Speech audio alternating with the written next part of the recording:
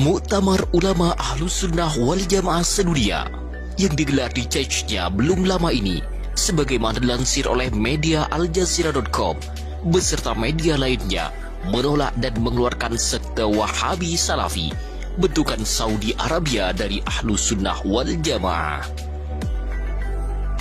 Sebagaimana diketahui bahwa Muktamar Akbar itu dihadiri oleh ulama-ulama besar Ahlus Sunnah wal Jamaah, di antaranya Syekhul Azhar Dr. Ahmad Thayyib, ulama Yaman Habib Umar bin Hafiz, Mufti Mesir Syekh Syauqi Alam, Habib Ali Al-Jufri, Syekh Usama Al-Azhari, serta mantan Mufti Besar Syekh Ali Jum'ah, dan lebih dari 200 ulama Ahlus Sunnah sedunia.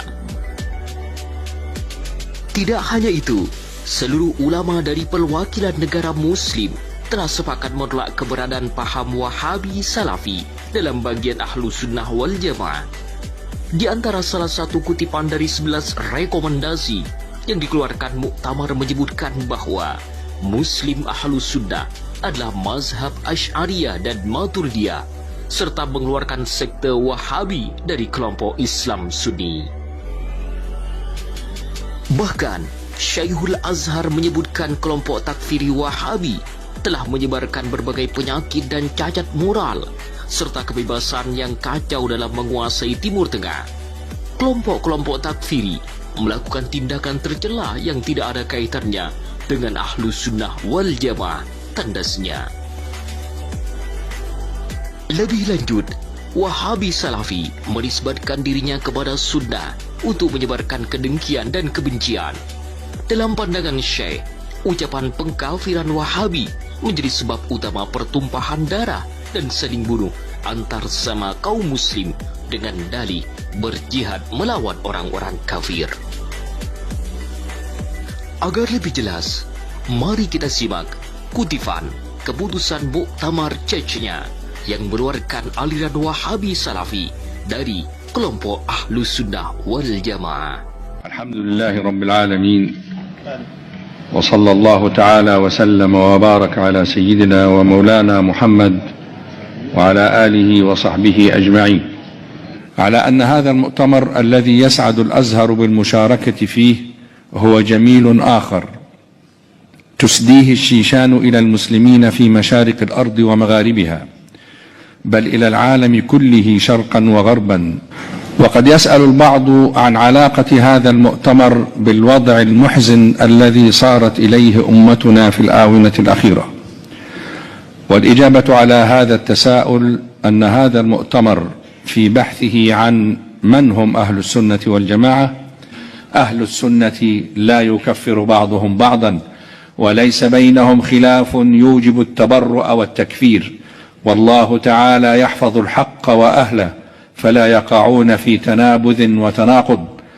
ثم يصف حال الفرق الأخرى وكأنه يصف حالنا اليوم فيقول: وليس فريق من فرق المخالفين لمذهب أهل السنة والجماعة إلا وفيهم تكفير بعضهم لبعض وتبرؤ بعضهم من بعض، حتى إن 7 منهم اجتمعوا في مجلس واحد فافترقوا عن تكفير بعضهم بعضا. أن التكفير أيها الإخوة الفضلاء هو بريد الدماء ومبرر إراقتها عند من يسفكون دماء المسلمين ويزعمون أنهم يجاهدون الكفار. وانظر حولك الآن وخبرني، هل تجد غير هذا المذهب الذي ننادي به مذهبا آخر لا يجازف بتكفير المسلمين أو تفسيقهم وتبديعهم إنهم خالفوا رجاله وخرجوا على مقولاته؟ إن أهل السنة والجماعة هم جماهير الأمة الإسلامية، وإن أئمتهم هم مالك والشافعي وأبو حنيفة وابن حنبل والأشعري والماتريدي وتلاميذهما ومدارسهما والحسن البصري والجنيد والمحاسبي والسراج وحجة الإسلام الغزالي، وأهل الحديث وفضلاء الحنابلة وعلماؤهم ممن يتمسكون بنهج الإمام أحمد وزهده. Namun, apa yang melatar belakangi paham, manhaj, aliran Wahabi Salafi bukan termasuk bagian dari Ahlus Sunnah wal Jamaah? mari kita bahas agar umat Islam paham dengan benar tentang siapa sebenarnya Wahabi Salafi.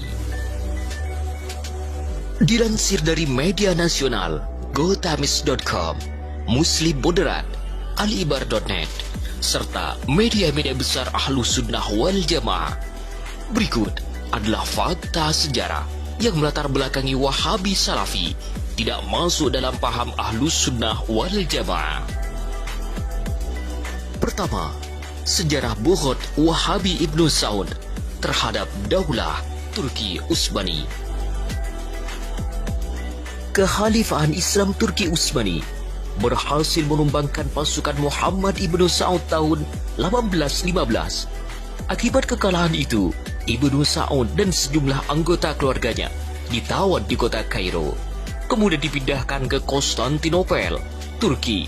Muhammad Ibnu Saud didakwa sebagai dalang, bughd, dan pembunuhan ribuan muslim Ahlus Sunnah wal Jamaah di Jazirah Arab. Kekejaman Ibnu Saud dalam menebarkan mazhab Wahabi Salafi telah memusnahkan ribuan nyawa kaum muslimin. Hingga pada tahun 1902, cucu Muhammad Ibnu Saud, yaitu Abdul Aziz bin Abdurrahman Ibnu Saud, berusaha untuk mengembalikan kejayaan Wahabi Salafi. Klan Saud, klan As-Sabah yang ada di Kuwait, ikut mendukung klan Saud, dan Inggris juga ikut terlibat. 2. Bersekutu dengan Barat untuk menghancurkan daulah dinasti Utsmaniyah. Wakil kerajaan Inggris, Percy Clark, membuat taksah dengan klan Saud melalui pimpinan Wahabi tanggal 13 Juni 1913. Dalam isi perjanjian yang terdokumentasi itu, seorang pemimpin Wahabi mengatakan, "Dan dengan melihat perasaan cintaku kepada kalian, aku sangat berharap hubunganku dengan kalian seperti hubungan-hubungan yang telah lama terjalin antara kalian dengan para leluhurku, sebagaimana aku sangat berharap hubungan itu tetap terjalin baik antara aku dengan kalian." Dalam muktamar di Al-Akhir tahun 1927 Masehi atau 1341 Hijriah di distrik Ahsa, ditandatangani perjanjian resmi antar Wahabi dengan pemerintah Inggris. Dalam perjanjian itu, pimpinan Wahabi mengatakan, "Aku berikrar dan mengaku 1000 kali kepada Sir Percy Clark, wakil Britania Raya, tidak ada halangan bagiku sama sekali untuk berikan Palestina kepada Yahudi atau yang lainnya sesuai dengan keinginan Inggris, yang mana aku tidak akan keluar dari keinginan Inggris sampai hari kiamat." Pada tahun 1953, Muhammad Ibnu Saud dan mati dan digantikan Raja Saud dan berlanjut kepada Raja Faisal. 3. Hubungan mesra antar Wahabi dan Israel. Pada Juni tahun 1967, Israel melakukan perang terbuka dengan sebagian negara-negara Timur Tengah dan mendapat dukungan Amerika dan Eropa Barat. Ketika perang berkobar, para pimpinan Wahabi menyampaikan pidato, "Wahai saudara-saudaraku, aku baru saja datang dari saudara-saudara kalian di Amerika, Britania, dan Eropa. Kalian mencintai mereka dan mereka pun mencintai kalian." Hingga pada tahun 1969, koran Washington Post mewawancarai salah satu pimpinan Wahabi. Mereka mengakui memiliki kedekatan khusus dengan Israel. "Sungguhnya kami dengan bangsa Yahudi adalah sepupu. Kami tidak akan rela melemparkan mereka ke laut sebagaimana yang dikatakan oleh sebagian orang, melainkan kami ingin hidup bersama mereka dengan penuh kedamaian." Pakar sejarah Wahabiyah telah menemukan bukti bahwa untuk memurnikan tauhid Wahabi, diciptakanlah jargon-jargon dan propaganda kepada kaum muslimin atas perintah kerajaan Inggris. Jargon yang dibuat bersifat indoktrinisasi, itu muslim Ahlus Sunnah wal Jamaah harus dipaksa menjadi boneka-boneka perang mereka dan dipaksa untuk menerima paham Wahabi Salafi. Untuk mendukung misi tauhid Wahabi Salafi ini, Inggris dan beberapa negara Eropa, Yahudi mengirimkan berbagai keperluan operasional, logistik, tentara bayaran dan instruktur-instruktur tentara militer untuk mendukung gerakan Wahabi yang dimotori oleh Muhammad ibnu Sa'ud dan Muhammad ibnu Abdul Wahhab yang melakukan pemberontakan terhadap Khalifah Turki yang sah. Tujuan mereka ialah untuk mengadu domba umat muslim dengan menebarkan mazhab Wahabi yang menurut mereka paling benar.